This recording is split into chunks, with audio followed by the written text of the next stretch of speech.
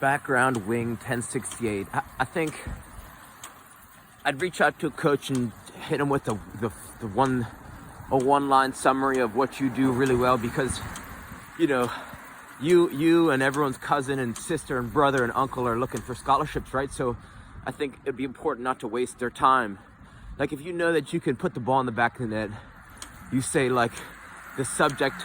In the subject, I would put the coach's name. It'd be like Mr. Jones, and then I would write dash, and then I'd say, you put me on the field, I'll put the ball in the net. Something like that. Like, get their attention, and then if you could actually back it up, just say, hey, you looking for like a finisher for this the 2024 season or something like that.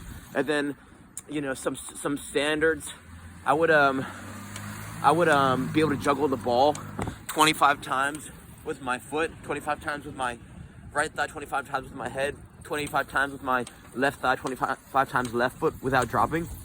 I think that's a juggling standard that, doesn't really paint a whole picture about your abilities, but to be able to do that, I think 99% of most college players today who have full-time scholarships can't even do that. And I'm not saying all the best jugglers are the best players, but it's kind of one measure that is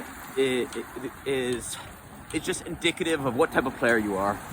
I think you got to be fit, right? Like, college players, you're basically playing against grown men when you're a freshman, and some players have gap years, which means that you're playing against like 22, 23-year-old like men, basically. So you gotta be strong, or you gotta be like technically sound. So I would be, if you're not already juggling for a minute a day, using a kick trainer at least a minute a day, right? Like,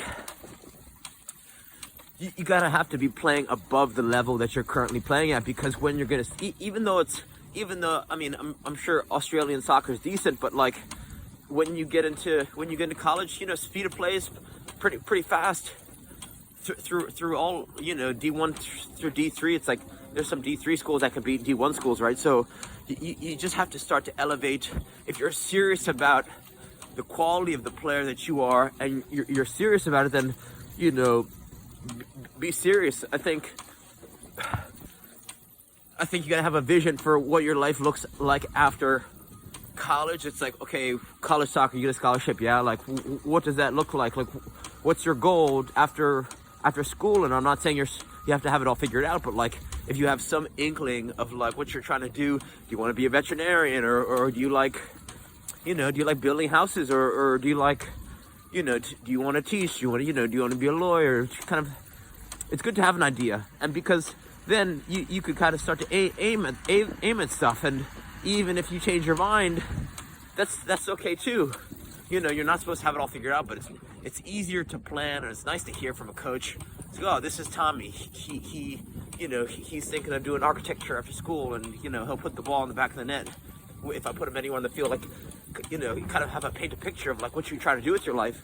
So I would start from there, and just reach out with any questions. All right, thank you.